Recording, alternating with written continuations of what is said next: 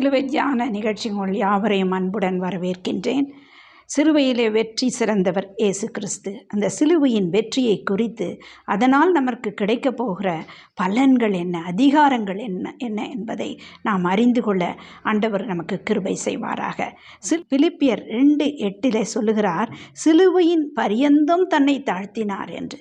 அவர் தாழ்த்தப்பட்டதினால் நமக்கு கிடைக்கப்பட்ட கிருபைகள் மகா பெரியது, அதிகாரங்கள் மகா பெரியது.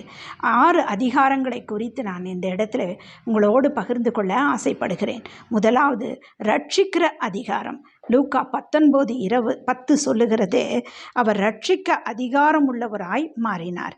இழந்து போனதை தேடவும் ரட்சிக்குமே மனுஷகுமாரன் வந்திருக்கிறார் என்று சொல்லுகிறார் அந்த இடத்துல.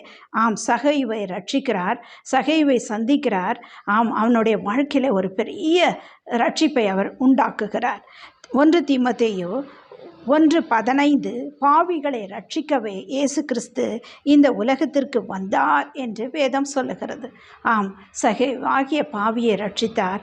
நாமும் கூட பாவிகளாய் இருக்கிறதுனால் நம்மை ரட்சிக்கிற அதிகாரம் அவர் நம்மிடத்திலே கொடுக்கப்பட்டிருக்கிறது. யாரை கொண்டு ரட்சிக்க வேண்டும் என்று கர்த்தருக்கு தெரியும். யாரை கொண்டாவது நம்மை ரட்சிப்பார்.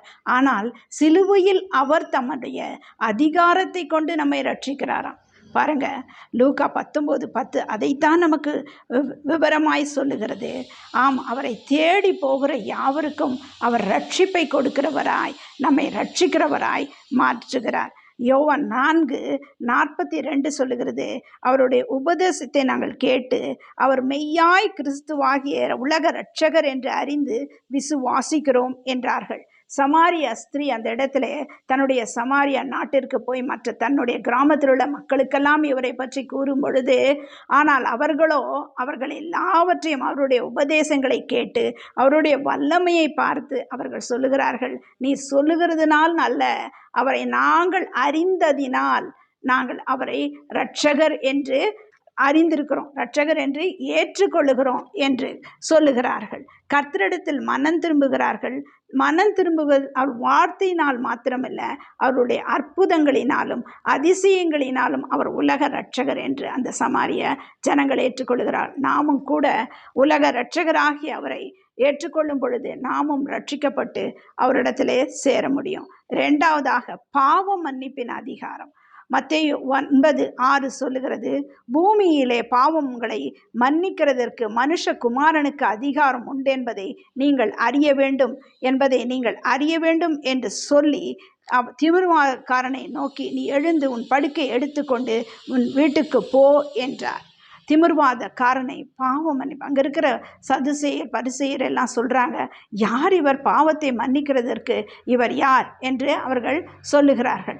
ஆனால் இவரோ மனுஷகுமாரனுக்கு பாவத்தை மன்னிக்கக்கூடிய அதிகாரம் உண்டு என்பதை அவர் அந்த இடத்துல சொல்லி உறுதிப்படுத்துகிறார். மத்தேயு 26:28 சொல்லுகிறது, இது பாவ மன்னிப்புக்கு உண்டாகும்படி அநேகருக்காக சிந்தப்படுகிற புதிய உடன்படிக்கைக்குரிய என்னுடைய இரத்தமாயிருக்கிறது என்று. பாவத்துக்கு அவருடைய இரத்தம் சிந்தப்பட்டு பாவத்தினால் ஆண்டவரை நாம் சந்திக்காதபடிக்கு, பாவமே நமக்கு ஒரு தடையாய் இல்லாதபடிக்கு அவருடைய இரத்தம் நமக்காக சிந்தப்பட்டு நம்முடைய பாவங்கள் எல்லாம் மன்னிக்கப்படுகிறது. அதை தான் அவர் சொல்லுகிறார், பாவ மன்னிப்பு கொடுப்பதற்கு குமாரனுக்கு அதிகாரம் உண்டு என்று. ஆம், அவர் சிலுவையிலே தன்னுடைய இரத்தத்தை சிந்தாமல் போயிருந்தால் நமக்கு பாவத்திலிருந்து விடுதலையோ மன்னிப்போ கிடைக்க முடியாது. ரோமர் 5:8 சொல்லுகிறது, நாம் பாவிகளாய் இருக்கையில் கிறிஸ்து நமக்காக மரித்ததினாலே தேவன் நம்மேல் வைத்த தமது அன்பை விளங்க பண்ணினார்.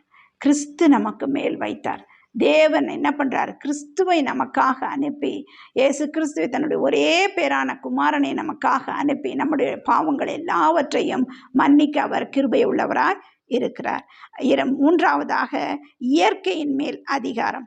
லூக்கா 8:25 சொல்லுகிறது, அவர்களை நோக்கி உங்கள் விசுவாசம் எங்கே என்றார். அவர்கள் பயந்து ஆச்சரியப்பட்டு, இவர் யாரோ காற்றுக்கும் ஜலத்திற்கும் கட்டளையிடுகிறார், அவைகளெல்லாம் இவருக்கு கீழ்ப்படுகிறதே என்று ஒருவர் சொல்லி கொண்டார்களாம்.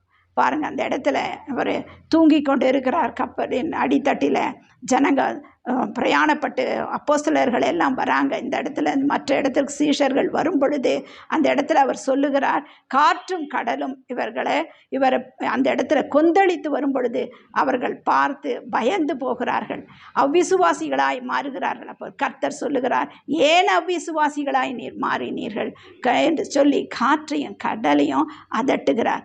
அதட்டும் பொழுது அவைகள் எல்லாம் அவருக்கு கீழ்ப்படுகிறதும் அவைகள் அமைதி உள்ளதாய் மாறுகிறதையும் பார்க்கிறோம். அவர் இயற்கையாகவே இயற்கைக்குள்ளே அவர் அதிகாரம் பெற்றவராய் அவர் இருக்கிறார். அப்பத்தை பெருகி இயற்கையின் அதிகாரத்தில் சில காரியங்களை அவர் வெளிப்படுத்துகிறார். அப்பத்தை பெருக்கியது மத்தேயு 14:20 வாசித்தோமானால் அவர் அப்பத்தை பெருக்க பண்ணுகிறார். கடலின் மேல் நடந்து வருகிறார் மத்தேயு 14:25. மீன் வாயிலே பணம் இருக்கும்படி கிருபை செய்கிறார் மத்தேயு 17:27. அத்தி மரமானது அவருடைய ஒரே வார்த்தையினால் வாடி போகிறது மத்தேயு 21:19. தண்ணீரை திராட்சை ரசமாய் மாற்றுகிறார் யோவான் 2:3. விரும்புகிறேன். மூன்றாவது காரியம், இயற்கையின் மேல் அதிகாரம். லூக்கா 8:25. அவர் அவர்களை நோக்கி, உங்கள் விசுவாசம் எங்கே என்றார். அவர்கள் பயந்து ஆச்சரியப்பட்டு, இவர் யாரோ காற்றுக்கும் ஜலத்திற்கும் கட்டளையிடுகிறார், அவைகளெல்லாம் இவருக்கும் கீழ்ப்படுகிறதே என்று ஒருவரோடு ஒருவர் சொல்லிக் கொண்டார்கள். ஆம், காற்றுக்கும் கடலையும் அதட்டுகிற ஒரு அதிகாரம் உடையவராய் அவர் இருக்கிறார். அவரை பார்க்கும் பொழுது கர்த்தர் எத்தனை வல்லமை உள்ளவர் என்பதை நாம் புரிந்து கொள்ள முடியும். ஆம், இயற்கையாகவே அவர் பல காரியங்களை இயற்கையோடு இணைந்து செய்கிறவராய் அவர் அப்பத்தை பெருக பண்ணுகிறார் மத்தேயு 14:20. கடலில் மேல் நடந்து வருகிறார் மத்தேயு 14:25. மீன் வாயிலே பணம் கிடைக்கும்படி அப்பா கிருபை செய்கிறார் மத்தேயு 17:27. அத்தி மரத்தை பார்த்து சபிக்கிறார், அது உடனே வாடி போகிறது மத்தேயு 21:19. தண்ணீரை திராட்சரசகமாய் மாற்றுகிறார் யோவான் 2:3. இப்படியாய் பலவிதமான இயற்கையின் காரியங்களை அவர் செய்கிறவராய் அதிகாரம் உள்ளவராய் அவர் இருக்கிறார். இயற்கையின் அதிகாரம் அவருக்கு மாத்திரமல்ல, நமக்கும், அவரை ஏற்றுக்கொண்ட நமக்கும் அப்படிப்பட்ட இயற்கையின் அதிகாரங்களை நமக்கு கொடுத்திருக்கிறார். நம்ம வாழ்க்கையிலும் கூட இயற்கையை பார்த்து நாம் சில காரியங்களை இயேசுவின் நாமத்தினால் நாம் கட்டளையிடும் பொழுது அவைகள் கூட நமக்காக ஆண்டவர் அவைகளை நிறுத்தி போடுகிறார். மழை வேண்டாம் என்று சொல்லும் பொழுது மழையை நிறுத்துகிறார். மழை வேண்டும் என்று நாம் கேட்கும் பொழுது அவைகள் மழை நமக்கு கொடுக்கக்கூடியவைகளாய் மாறுகிறது. இயற்கையும் கூட நம்மோடு சேர்ந்து அதிகாரம் உள்ளவர்களாய் அதை மாற்றுகிறார். ஆம், தகப்பன் இப்படிப்பட்ட அதிகாரத்தை எதனால் சுதந்திரித்தார்? சிலுவையிலே தன்னை ஒப்பு கொடுத்ததினால், குமாரனாகிய இயேசு கிறிஸ்து தன்னை ஒப்பு கொடுத்ததினால் அந்த சிலுவையின் அதிகாரம் நமக்கும் அந்த அதிகாரத்தை பெற்றுக்கொள்கிற கிருபையை கட்டளையிடுகிறார். நான்காவதாக, ஜீவன் அளிக்கும் அதிகாரம். இயேசு கிறிஸ்துவுக்கு ஜீவன் அளிக்க ஒரு அதிகாரம் உண்டு. ஜீவன் அளிக்கிறவர் அவர் ஒருவரே. யோவான் 17:2-3 அவருடைய ஜெபமாகிய 17 அவர் அழகாக சொல்லுகிறார், பிதாவே, வேளை வந்தது, நீர் உம்முடைய குமாரனுக்கு தந்திரன யாவருக்கும் அவர் நித்திய ஜீவனை கொடுக்கும் பொருட்டு மாம்சமான யாவர் மேலும் நீர் அவருக்கு அதிகாரம் கொடுத்தபடியே ஒன்றான மெய்தேவனாகிய உம்மையும் நீர் அனுப்பியவராகிய இயேசு கிறிஸ்துவையும் அறிவதே நித்திய ஜீவன். ஆம், நித்திய ஜீவன் வேண்டுமானால் நமக்கு இயேசு கிறிஸ்துவை அறிந்து கொள்ள வேண்டும். அவர்தான் நமக்கு நித்திய ஜீவனை கொடுக்கக்கூடிய தேவனாயிருக்கிறார். ஜீவன் அளிக்கும்படி அவருக்கு தான் அதிகாரம் பிதாவானவர் அவருக்கு கொடுத்திருக்கிறார். நாமும் கூட நித்திய ஜீவனை பெற வேண்டுமானால் அவரை நாம் அறிந்திருக்க வேண்டும், அவரை நாம் ஏற்றுக்கொள்ள வேண்டும். யோவான் 3:16 ஒரே பேரான குமாரனை தந்திரளி இவ்வளவாய் உலகத்தில் அன்பு கூர்ந்தார். ஆம், ஒரே பேரான குமாரனை விசுவாசிக்கிறவன் அவன் கெட்டு போகாமல் நித்திய ஜீவன் அடையும்படிக்கு உலகத்தை தேவன் அதிகமாய் நேசித்தார் என்று. ஆம், ஒரே பேரான குமாரனை நமக்காக தந்து நித்திய ஜீவன், நாம் எல்லோரும் நித்திய ஜீவனை அடைவதற்காக தன்னையே ஒப்பு கொடுத்து இருக்கிறார். கலாத்தியர் 6:8 தன் மாம்சத்திற்கென்று விதைக்கிறவன் மாம்சத்தில் அழிவை அறுப்பான், ஆவிக்கென்று விதைக்கிறவன் ஆவியிலே நித்திய ஜீவனை பெற்றுக்கொள்ளுவான். ஆம், அறுக்கிறவன் அப்பா நித்திய ஜீவனை அறுக்கும்படிக்கு நித்திய ஜீவன்தான் இந்த உலகத்திலே நாம் எல்லாவற்றையும் சுதந்திரித்து கொண்டாலும் நமக்கு நித்திய ஜீவன் இல்லை என்றால் நாம் இந்த உலகத்திற்கு வந்ததே வீணாக போகும். அப்படிப்பட்ட நித்திய ஜீவனை சிலுவையிலே நமக்கு தேவன் கொடுத்திருக்கிறார். 5வதாக அற்புதம் செய்யும் அதிகாரம். யோவான் 12:17-18 சொல்லுகிறது, லாசரு உயிர்த்தெழுந்து மரித்தவனாய் அவன் இருந்தான். அவனை உயிர்த்தெழ செய்து அந்த பெரிய மாற்றத்தை கர்த்தராகிய இயேசு கிறிஸ்து கர்த்தராகிய இயேசு கிறிஸ்து மீது அவர்கள் வைத்த விசுவாசம் இன்னும் அதிகமாய் மாறியது. இந்த சம்பவத்திற்கு அப்புறம் அந்த ஊரில் உள்ளவர்கள், தேசத்தில் உள்ளவர்கள் எல்லோரும் இயேசு கிறிஸ்துவின் மீது அதிக நம்பிக்கையும் விசுவாசத்தையும் வைக்கிறவர்களாய் மாறினார்கள். அவர்கள் அத்தனை பெரிய ஆச்சரியமான ஒரு அற்புதமான காரியம் அந்த இடத்துல நடக்குது. உயிர்ப்பிக்கிற ஒரு ஜீவன் கொடுக்கிற உயிர்ப்பிக்கிற ஒரு அருமையான இயேசு கிறிஸ்துவாய், அற்புதம் செய்கிற ஒரு இயேசு கிறிஸ்துவாய் நம்ம இந்த இடத்துல பார்க்கிறோம். சிலுவையில் அவர் தன்னை ஒப்பு கொடுத்ததினால்தான் இந்த அற்புதங்களை நமக்கும் செய்கிற அதிகாரத்தை அவர் பெற்றுக் கொடுக்கிறார். புறஜாதியாகிய நாமும் கூட இந்த அதிகாரத்தை சிலுவையின் மூலமாய் நாம பெற்றுக்கொள்கிறோம். சத்துருக்களை 6வதாக சத்துருக்களை மேற்கொள்ளும் அதிகாரம்.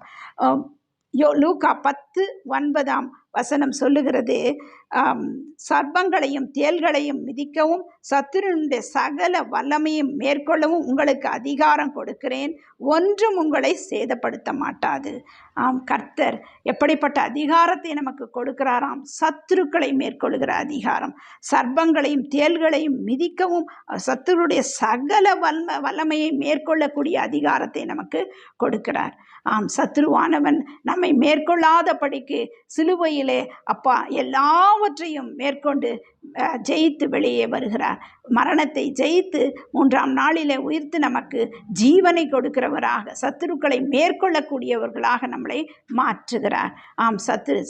சர்ப்பங்களைப் போல சத்துருக்கள் நமக்கு இந்த உலகத்தில் இருக்கலாம். தேள்களைப் போல கொடுக்குள்ள வாய்களுடைய வார்த்தைகள் உள்ளவர்களாய் நம்மை சந்திக்கலாம். அப்படிப்பட்டவர்கள் எல்லாம் மேற்கொள்ள நமக்கு கிருபை செய்கிறார். சத்துருவானவன் நமக்கு விரோதமாய் கொடியேற்றும் பொழுது ஜெயம் கொடியாய் அவர் இருந்து நமக்காக ஜெயத்தை கொடுக்கிறவராய் இருக்கிறார். இவைகள் எல்லாவற்றையும் அவர் எப்படி கொடுக்க சித்தமாய் இருக்கிறார் என்றால், சிலுவையிலே தன்னை தாழ்த்தி தன்னை ஒப்பு கொடுத்து தன்னுடைய ஜீவனை நமக்காக பலியாக கொடுத்ததினால் இந்த அதிகாரங்கள், இந்த 6 காரியங்களிலே நாம் அதிகாரம் பெற்றவர்களாய் இருக்க முடியும்.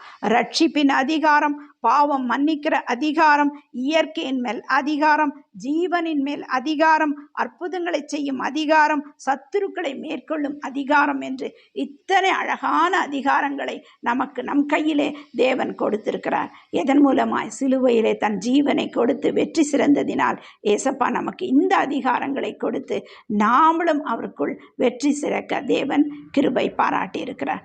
கர்த்தர் உங்களை ஆசீர்வதிப்பாராக.